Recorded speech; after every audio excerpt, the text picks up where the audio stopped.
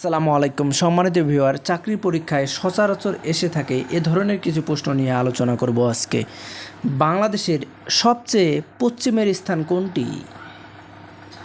বাংলাদেশের সবচেয়ে পশ্চিমের স্থান হচ্ছে মনাকশা। পৃথিবীতে দিবারাত্রির হ্রাস বৃদ্ধি হয় কোন গতির কারণে? বার্ষিক গতির কারণে। নিয়ত বায়ু মূলত কয় প্রকার? নিয়ত বায়ু মূলত 3 প্রকার। থর মরুভূমি কোথায় অবস্থিত?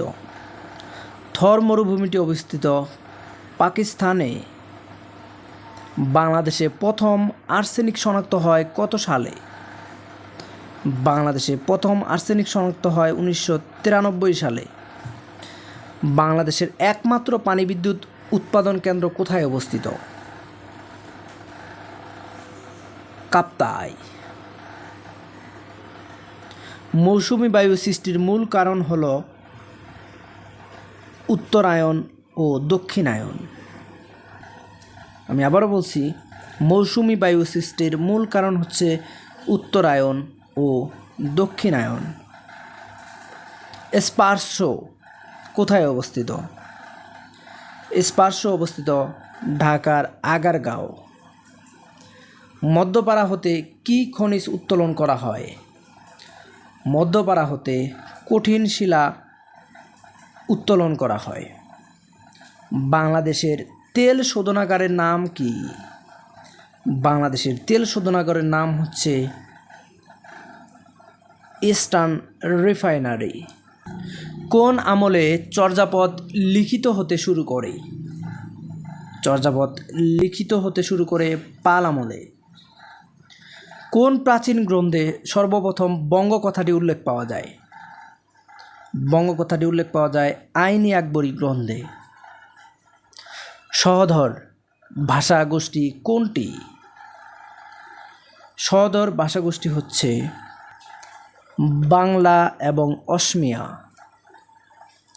অসমিয়া ও বাংলা হচ্ছে সহধর ভাষাগোষ্ঠী। বাংলা লিপির উৎপত্তি কোন লিপি থেকে? বাংলা লিপির উৎপত্তি হচ্ছে ব্রাহ্মী লিপি থেকে। বাংলা সাহিত্যর আদি নিদর্শন কি? বাংলা সাহিত্যর আদি নিদর্শন হচ্ছে চর্যাপদ। টপ্পা কি? টপ্পা হচ্ছে এক ধরনের গান। ডাক ও খনার বচনের রচনাকাল কত শতকে?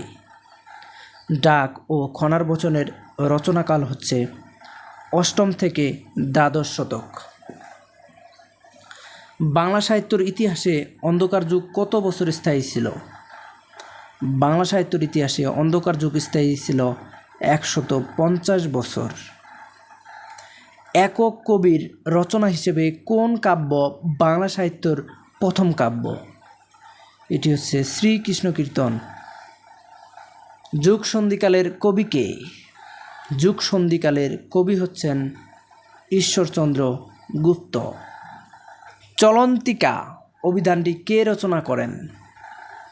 চলন্তিকা অভিধানটি রচনা করেন রাজশেখর বসু।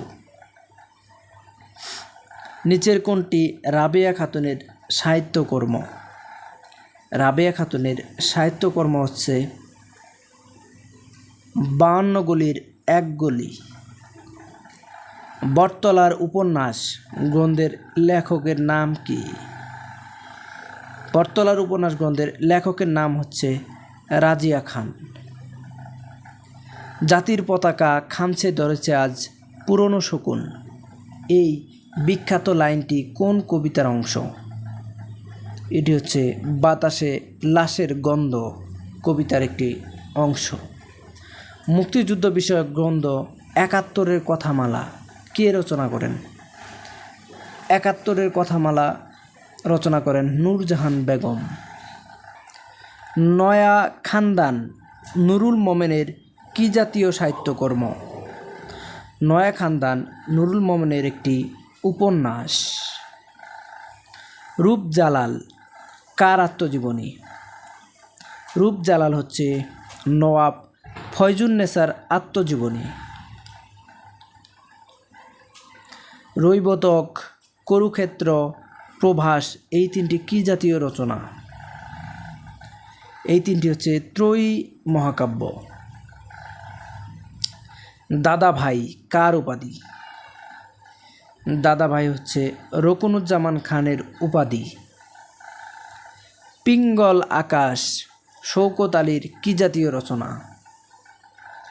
পিঙ্গল আকাশ হচ্ছে শওকত আলীর উপন্যাস।